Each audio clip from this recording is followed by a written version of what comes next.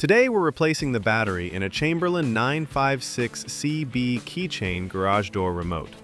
This compact one-button remote is easy to open, and the battery replacement only takes a few minutes. You will need a small flathead screwdriver and one new CR2032 coin cell battery.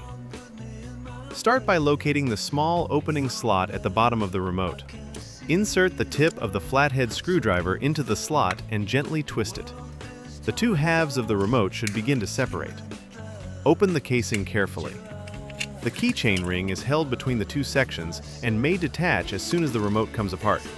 Keep the ring and both casing pieces together so nothing gets lost. Once the remote is open, you will see the battery immediately. Remove the old battery by pulling it outward toward you. Avoid using excessive force or pressing against the internal circuit board. The correct replacement battery is a CR2032. Insert the new battery into the battery holder, making sure it is positioned in the same direction as the old battery. Push it firmly into place until it sits flat and secure. Now begin reassembling the remote. Place the keychain ring back into its mounting hook while aligning the two halves of the casing. Hold the ring in position and press the remote together until you hear the casing click closed.